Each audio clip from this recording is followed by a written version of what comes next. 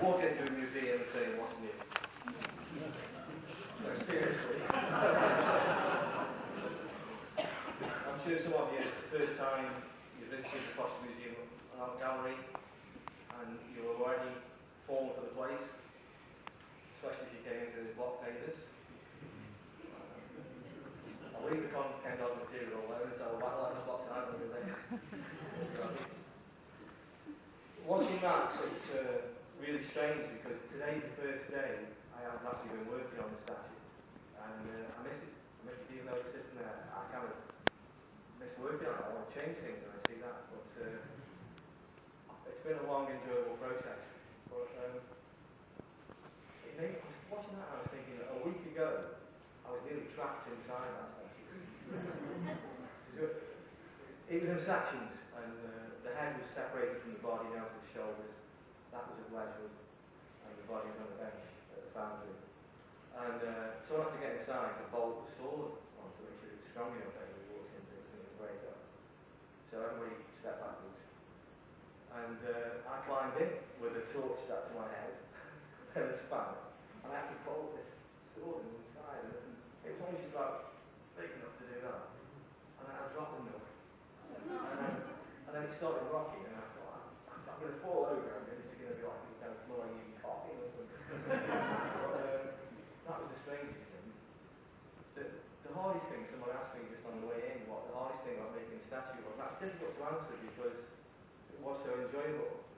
And the 3 months that I spent at Wedgwood were absolutely unbelievably joyous for me, and that is sincerely meant.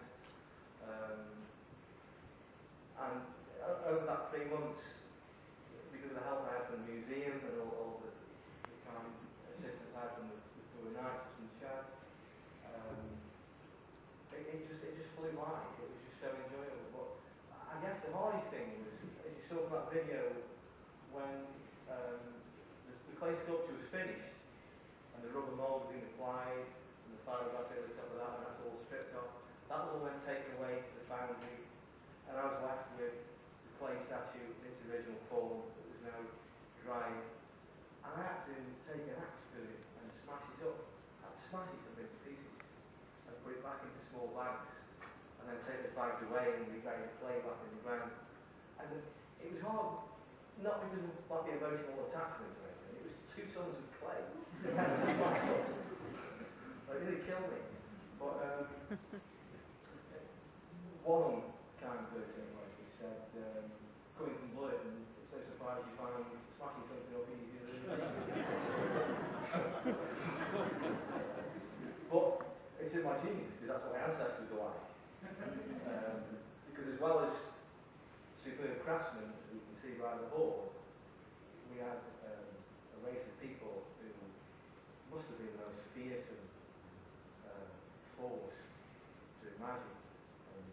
When they came to this area down Trent, they must have been like an army of samurai, only with sharper swords. Like the friends of Blurton tells them, fine swords.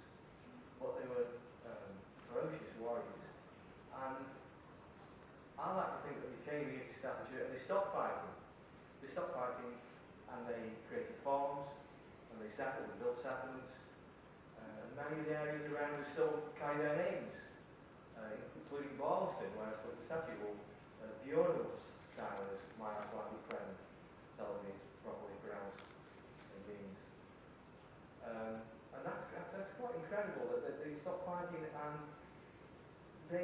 all the settlements were protected by this huge hill fort that was in between the A34 and what's now the M6, Ferry Bank.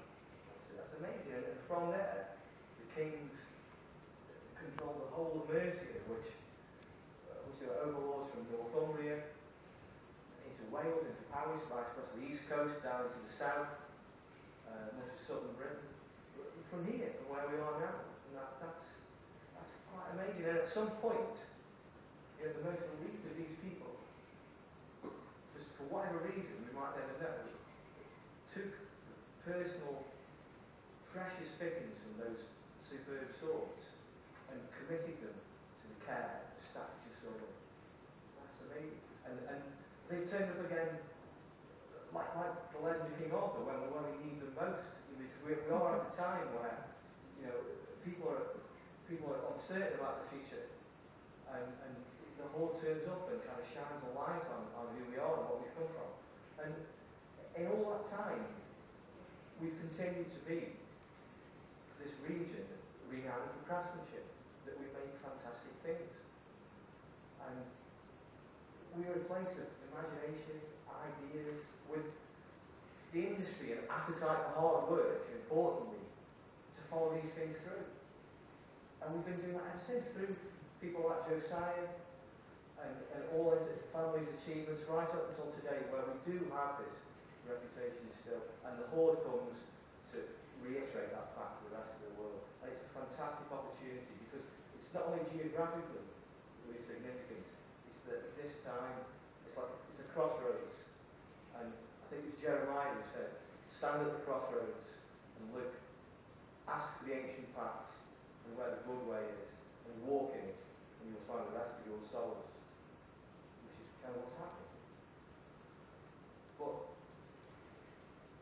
as well as this reputation for craftsmanship, it's the actual quality of